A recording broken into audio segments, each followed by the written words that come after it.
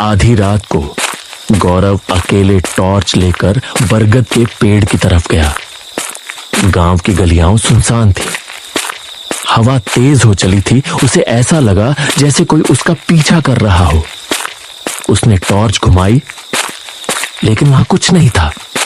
वो इस विचार को अपने मन से झटक कर आगे बढ़ता गया।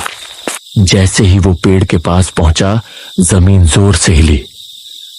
गौरव एक पल के लिए घबरा गया, लेकिन उसने खुद को संभाला। तभी उसने देखा कि पेड़ की जड़ों से खून जैसा कोई लाल रंग बहने लगा। उसकी धड़कनें तेज हो गईं। गौरव ने डर कर पीछे हटना चाहा। तभी उसे पेड़ की छाल पर उभरे इंसानी चेहरे नजर आए। ये चेहरे पीड़ा में कराह रहे थे। उनकी आंखों में दर्द और गुस्सा भरा था।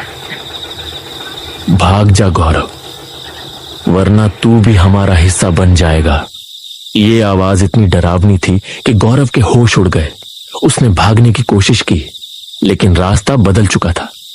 हर गली उसे उसी बरगद के पेड़ के पास ले जाती।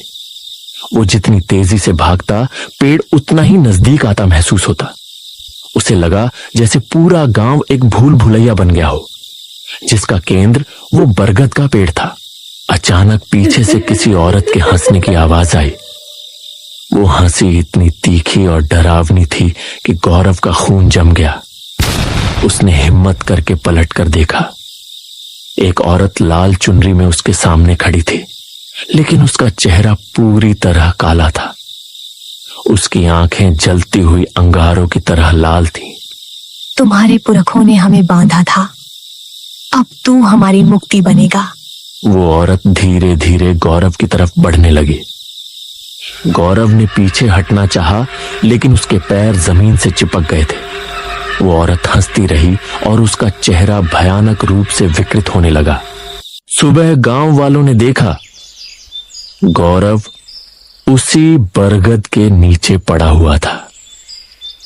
उसके शरीर पर कोई चोट नहीं थी, लेकिन उसकी रूह ने उसे हमेशा के लिए छोड़ दिया था। राधा देवी ने जब अपने बेटे को देखा तो वो फूट फूट कर रोने लगी। गांव के लोगों में डर और भी गहरा हो गया। किसी को समझ नहीं आया कि ये सब कैसे हुआ। उस दिन के बाद से गांव वालों ने फिर कभी उस पेड़ की तरफ रुख नहीं किया। लेकिन कहते हैं, अमावस्या की रात अगर कोई उस पेड़ के पास जाए तो वहां से गौरव की आवाज आती है। देवपुर का श्राप आज भी जिंदा है। गौरव की मौत ने गांव के लोगों को और भी ज्यादा डरा दिया। अब कोई भी उस बरगद के पेड़ के पास जाने की हिम्मत नहीं करता था। लेकिन कुछ लोगों ने यह भी देखा था कि गौरव की मौत के बाद गांव के तालाब का पानी फिर से साफ हो गया था और कुछ खेतों में फसलें फिर से उगने लगी थी।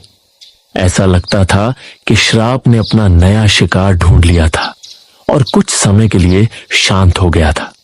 पर क्या यह शांति हमेशा रहेगी, ये कोई नहीं जानता था। गांव में हर साल कोई न कोई अमावस्या की रात को गायब हो जाता था और अगली सुबह उसकी लाश बरगद के पेड़ पर मिलती थी।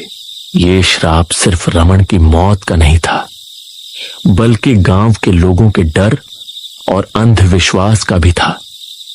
वे डर के कारण एक ऐसे चक्र में फंस गए थे जिससे बाहर निकलने का कोई रास्ता नहीं था, और हर नया शिकार इसी चक्र को और मजबूत करता था।